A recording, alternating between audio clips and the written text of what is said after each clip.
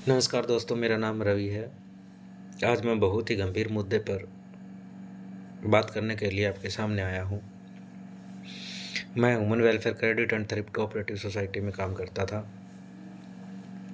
यह कंपनी कुछ समय पहले बहुत बड़ा फ्रॉड करके गई है। ये हरियाणा में ही नहीं बल्कि पूरे भारतवर्ष में इसका काम था।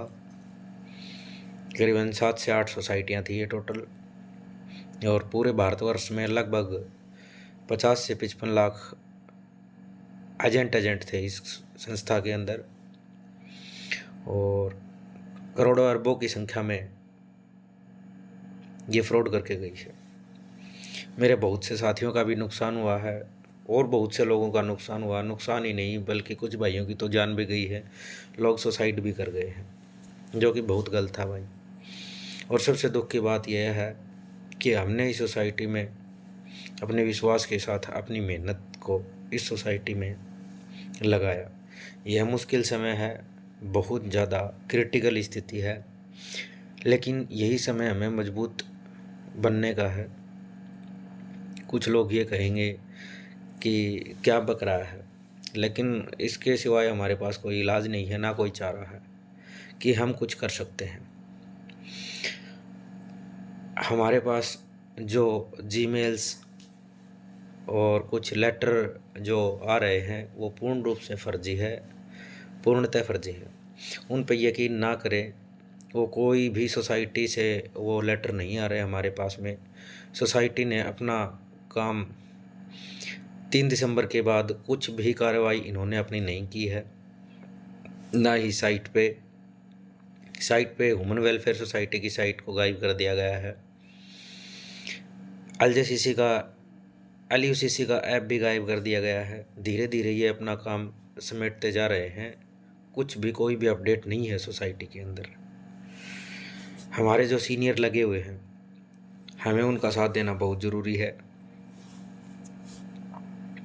और हमारी सीनियर टीम पूरी कोशिश कर रही है कि हम इस सोसाइटी के खिलाफ़ कड़ी से कड़ी कार्रवाई कर सकें, हम उनका साथ दें।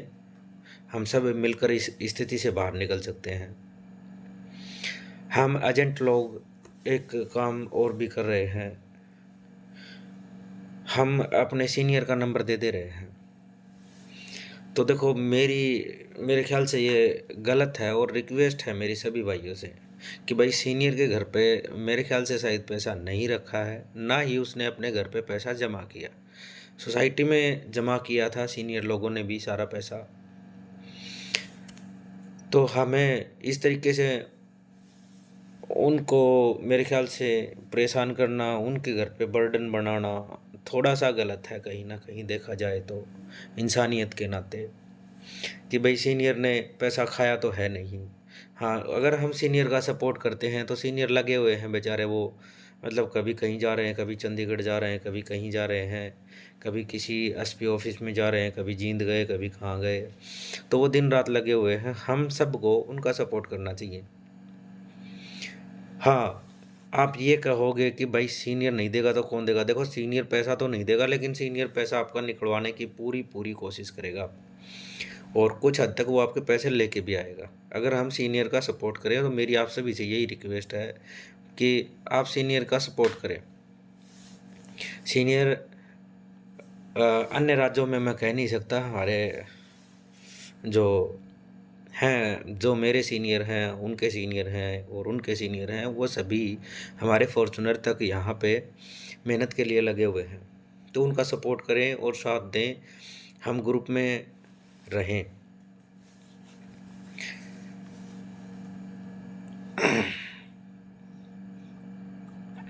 हमारे सीनियर ने इसकी जानकारी संबंधित अधिकारियों और कानूनी संस्थाओं तक पहुंचा दी है।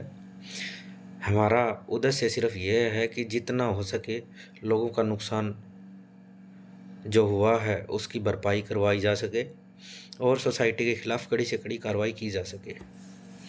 दोस्तों, अगर इस तरह के फ्रॉड से प्रभावित हुए हैं या किसी भी प्रकार की धोखाधड़ी से बचने के पूरी जानकारी चाहते हैं तो कृपया इस वीडियो को लाइक और शेयर करें, अपनी राय कमेंट बॉक्स में बताएं।